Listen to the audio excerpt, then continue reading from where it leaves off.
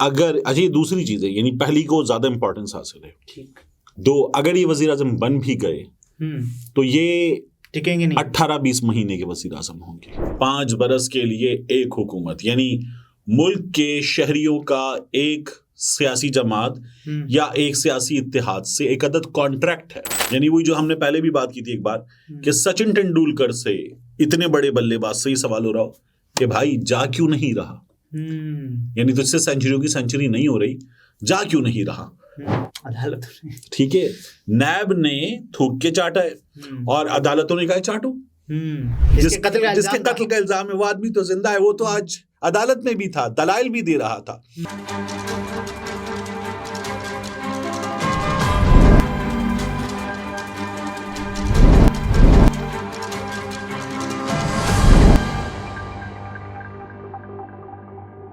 अस्सलाम वालेकुम, मैं हूं अब्दुल सत्तार, आप अलग न्यूज़ देख रहे हैं। तारिक मतीन हमारे साथ हैं। आज एक फैसला आया, उसके बाद हर कोई ये सवाल पूछ रहा है कि क्या मियां मोहम्मद नवाज शरीफ साहब एक बार फिर वजीर आजम बन पाएंगे या नहीं। और दूसरी जानिब एक महफिल की बात लीक हो गई कि 2 साल और, तो मियां साहब तो सुरखरू हो गए। मियां साहब सुरखरू, वैसे भी माशाल्लाह मियां साहब जो हैं वो कश्मीरी पंजाबी हैं, तो सुरखरू अच्छा तो वैसे ही रहते हैं, तो उनके मामले में बहुत से लोग रूशनास हैं तो वो सही बताते हैं। लेकिन मियां साहब जो हैं, खबर यह है कि वजीर आजम नहीं बनेंगे। अच्छा, अब अगर आप ये सोचें कि इस वक्त जिस रफ्तार से मियां नवाज शरीफ साहब को इंसाफ मिल रहा है और जिस कदर वाफिर मिकदार में इंसाफ मिल रहा है, उसके बाद तो कोई भी बता देगा कि मियां साहब वजीर आजम बनने जा रहे हैं। और मियां साहब आए भी इसीलिए। हुआ ये कि एक बहुत अहम शख्सियत ने एक बहुत बड़े सियासतदान की साहबजादी से ये बात की और उन्होंने कहा कि एक, ये सियासतदान नहीं बने, वजीर आजम नहीं बनेंगे। अच्छा। 2, अगर अच्छा ये दूसरी चीज है, यानी पहली को ज्यादा इंपॉर्टेंस हासिल है। ठीक। 2, अगर ये वजीर आजम बन भी गए तो ये टिकेंगे नहीं, 18-20 महीने के वजीर आजम होंगे। ये एक दूसरी चीज है। तीसरी इस मामले में एक चीज और है, वो हमें याद दिलाती है तीसरी चीज, सुहेल वालिद साहब का कॉलम, जिसमें यह है कि 2 साल बाद फिर इंतखाबात। अच्छा, ये जो 2 साल बाद फिर इंतखाबात है, ये बड़ी खौफनाक बात है। मतलब ये इतनी आसान बात नहीं है कि चलो फिर इंतखाबात करें, ऐसा नहीं होता। क्योंकि इंतखाबात वो चीजें जो पूरे मुल्क की मशीनरी को हिला कर रखते थे। ऐसे ही है। न सिर्फ ये कि वो माली हवाले से बहुत मुश्किल चीज हैं, बल्कि फिर उसमें पूरा मुल्क एक पूरे प्रोसेस में चला जाता है, तो बहुत से काम रुकते हैं। और रुकते इसलिए हैं कि फिर मशीनरी उसके बाद पूरी रफ्तार से दौड़ेगी। बिल्कुल। और हम वो फैसले करने का मामला हो, एक्शंस का मामला हो, अमल करने का, सुकूत खत्म होगा, फिर हम वो करेंगे। एग्जैक्टली। तो अब अगर 2 साल बाद फिर इलेक्शन होने की आवाज है तो ये तो बहुत खौफनाक चीज है। लेकिन इलेक्शन क्या इसलिए करवाए जाते हैं कि 2 साल बाद फिर करेंगे? नहीं, इलेक्शन तो होते ही 5 बरस के लिए ना। 5 बरस के लिए एक हुकूमत, यानी मुल्क के शहरियों का एक सियासी जमात या एक सियासी इत्तेहाद से एक अदद कॉन्ट्रैक्ट है।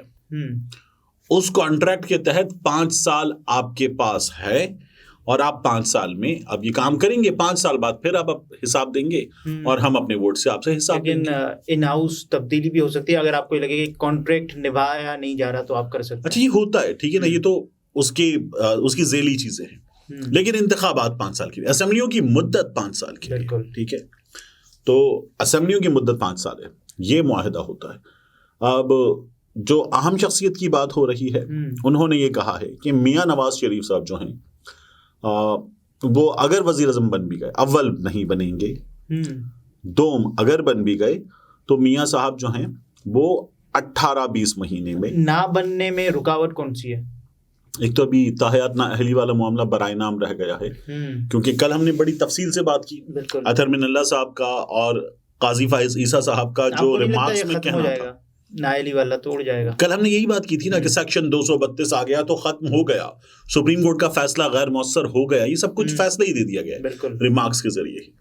तो ये तो हो जाएगा। मियां नवाज शरीफ साहब रेडी हैं वजारत उज़्मा के मनसब के लिए अपने कैंडिडेचर की हद तक। ठीक।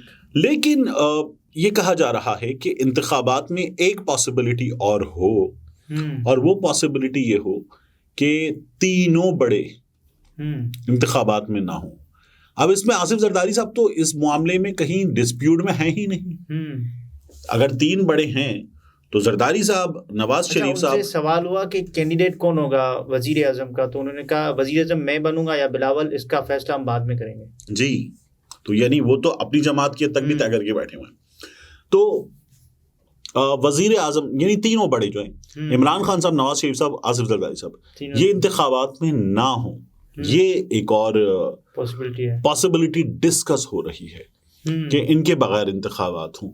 अब मियाँ साहब के मामले में भी आपको ये नजर आ रहा है कि तकरीबन प्रॉब्लम्स खत्म, जरदारी साहब के मामले में प्रॉब्लम्स हैं नहीं, और इमरान खान साहब के मामले में प्रॉब्लम्स हैं। बल्ले के बगैर अगर इंतखाबात होते हैं तो इसको तो इमरान खान साहब के बगैर ही तस्वुर किया जाएगा। एग्जैक्टली, इमरान खान नहीं, अगर इमरान खान खुद उनका अपना कैंडिडेचर जो है वो भी अभी नाअहली की वजह से उस पर सवालिया निशान है, और वो खत्म हो पाएगा ये भी हमें नजर आ रहा है कि नहीं होगा। ठीक है, तो इमरान खान साहब का मामला खत्म, लेकिन इसके बावजूद भी मियाँ साहब, उनका ये कहना है, और उस बड़े सियासतदान की साहबजादी से बात करते हुए, कि मियाँ साहब वजारत उज़्मा के मनसब पर आना इसलिए चाहते हैं कि वो एक बार दाग धुल जाए, वो अपनी वो इज्जत जो वजीर आजम के मनसब पर थी, जो मियाँ साहब को लगता है कि उनसे जबरदस्ती ले ली गई, उनके साथ ज्यादती की इंतहा कर दी, वो ले लें और फिर मियाँ साहब खुद विक्टोरियस छोड़ दें।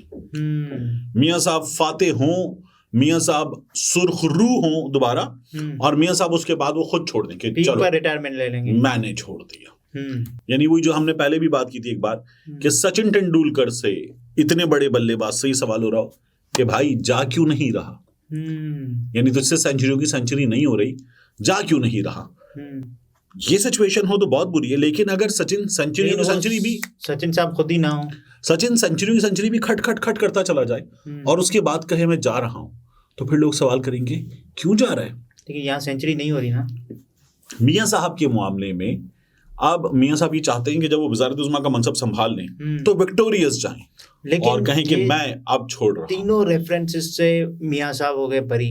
तो जब बने थे, नेब ने इस पर खर्चा किया है, हुकूमत ने, वफाकी हुकूमत ने 1 अरब रुपए का खर्चा किया, और उसके साथ साथ जो सियासतदानों के रेफरेंसेस हैं उसमें 8 अरब रुपए का खर्चा किया है, और 2007 से अब तक जितने रेफरेंस करप्शन के हैं तो उनमें 58 अरब रुपए का खर्चा किया है। तो ये खर्चा किसकी जेब से हुआ है? ये अवामी पाकिस्तान। ठीक है, क्या हैसियत है अवामी पाकिस्तान की? 0। तो फिर मतलब क्यों फिक्र कर रहे हैं आप? ये खर्चा जो है, जो एक आम आदमी की जेब से, कौमी खजाने से हुआ है, क्या उस कौमी खजाने की कोई अहमियत है इस मुल्क में? वो तो नहीं। क्या एक आम आदमी की अहमियत है? मैं कह रहा हूँ इस पे 3 इलेक्शंस हो सकते थे। ठीक है, तो ये फारिग तरीन बातें हैं कि हम एक आम आदमी, कौमी खजाना, नेशनल एक्सचेकर, पैसे का ज़िया, ये बातें करें, ये फारिग तरीन बातें हैं। एक और बात करनी चाहिए हमें, अच्छा, कि मियाँ साहब जो हैं वो बरी हो गए। मियाँ साहब को सजा कहाँ से हुई थी? सुप्रीम कोर्ट, एहतिसाब अदालत और सुप्रीम कोर्ट से नाअहली हुई थी। ठीक है, अब अदालतों से सजा हुई, अदालतों से नाअहली हुई, और नैब ने मियाँ नवाज शरीफ साहब के खिलाफ तमाम चीजें उस वक्त साबित की। बिल्कुल। अब नैब ने कहा कि कुछ भी साबित नहीं होता, तो नैब गलत हुआ, तो नैब को सजा होनी चाहिए। ठीक है, और अदालतों ने कहा कि कहाँ साबित होता है? यही हुआ ना आज आमिर फारूक साहब की अदालत में, यही हुआ कि कहाँ साबित होता है, क्या साबित होता है? इसका मतलब तो मियाँ साहब ने रसीदें दे दी। तो मेरा तो सवाल ये है कि तौहीन अदालत की अमान अगर मिले तो थूक के किसने चाटा है? अदालत। ठीक है, नैब ने थूक के चाटा है और अदालतों ने कहा चाटो। ठीक है ना, अदालतों ने कहा चाटो और नैब ने चाटा है।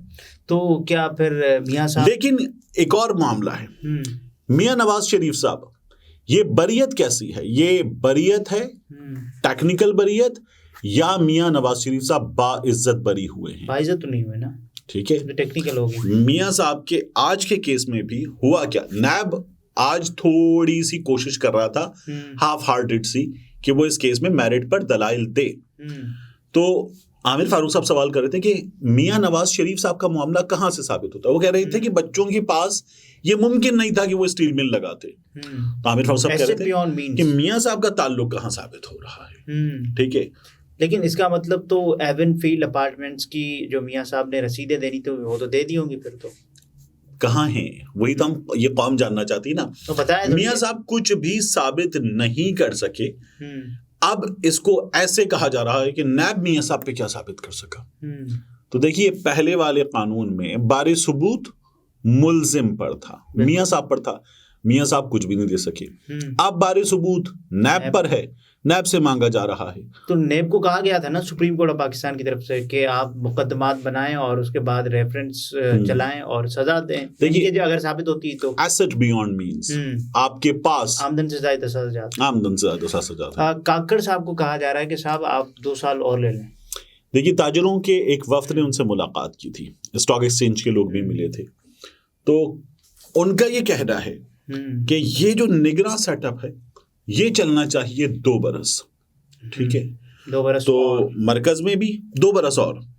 तो काकड़ साहब पहले ही गैर आईनी हो चुके हैं, लेकिन 2 बरस और का मतलब है कि जब काकड़ साहब जो है वो जा रहे होंगे तो एक अहम तरीन शख्सियत भी अपने ओहदे की मुद्दत मुकम्मल करके जा रही होगी।